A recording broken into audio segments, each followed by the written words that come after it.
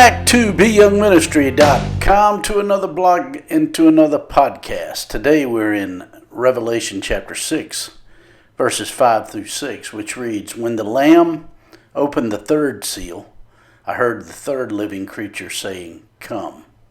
I looked, and there before me was a black horse. Its rider was holding a pair of scales in his hand. Then I heard what sounded like a voice among the four living creatures, saying, 2 pounds of wheat for a day's wages, and 6 pounds of barley for a day's wages. And do not damage the oil and the wine." That's Revelation chapter 6, verses 5 and 6. Having considered the first opened seal, which produced peace and prosperity on the earth, and the second opened seal, which produced war, we return to Revelation chapter 6 and to the third seal opened. In verse 5 we read, "When the Lamb opened the third seal, I heard the third living creature say, 'Come.' I looked, and there before me was a black horse. Its rider was holding a pair of scales in his hand." The third seal represents widespread food shortage on the earth. The first part of verse 5 is a repeat of verses 1 and 3, only differing in the numbers of the seal and the creature. What is different is that the horse is black, and the rider holds a pair of scales in his hand. In those days, the purpose of a set of scales was to weigh grain and other consumables.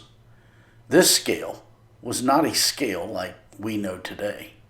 Rather, it was more of a balance, where an established weight would be placed on one side of the balance, and the item being purchased would be placed on the other side. When both sides of the scale were hanging at the same height, the item being purchased equaled the amount of the weight on the other side. These scales symbolize food being weighed out carefully. In verse 6 we read, "Then I heard what sounded like a voice among the four living creatures saying, 2 pounds of wheat for a day's wages, and 6 pounds of barley for a day's wages. And do not damage the oil and the wine." Food will be in such short supply that it must be rationed.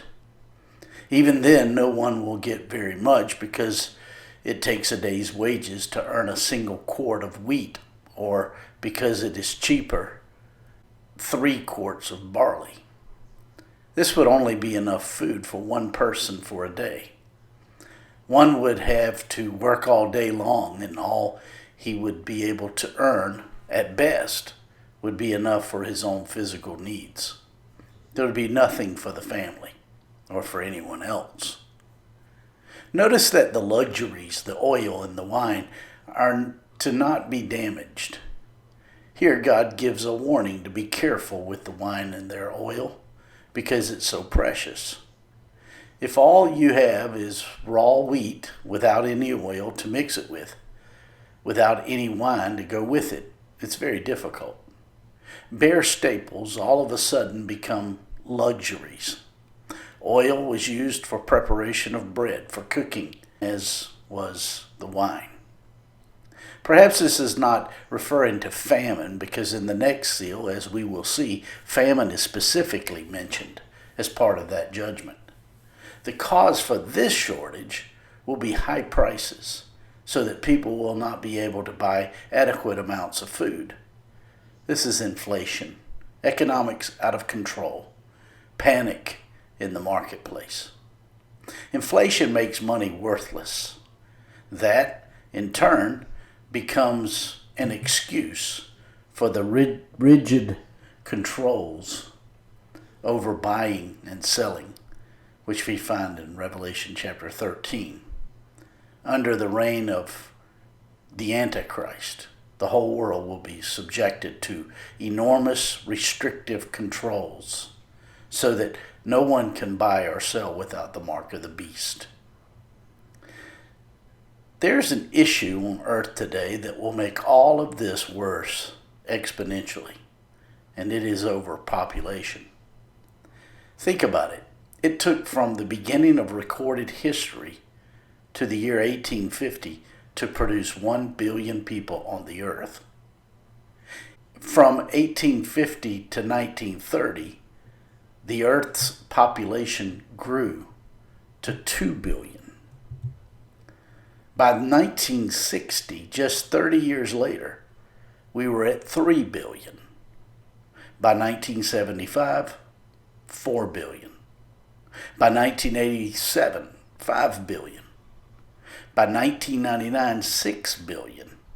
Today, the population of this earth right now is 7.7 billion people and growing exponentially. This produces a lot of problems because the more people we have, the more odds of them not getting along together and going to war over lots of issues, and thus the more problem we have for famine to sustain so many people. Add to that the fact that all the Christians will be gone up in the rapture before this 7-year period. So, no more Samaritan's Purse, no more World Vision, no more Feed the Children.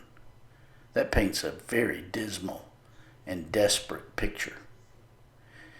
It is increasingly clear, according to the book of the Revelation, that the Antichrist is nothing more than a false, deceptive politician, whereas the Lord Jesus Christ is the faithful King of the earth. The Antichrist promises peace, but delivers war. The Lord Jesus promises peace, and he will deliver peace. The Antichrist brings shortages of food, and the Lord Jesus says, I am the bread of life. Whoever follows me and believes in me will never hunger. So the Antichrist will be everything the world wants him to be. But the Lord Jesus Christ will be everything we truly need him to be. My friends, I trust this blog and this podcast are helpful to you in your walk with the Lord. If I can be of further assistance to you, don't hesitate to shoot me an email at BYoungMinistry@gmail.com. Hey, have a great day.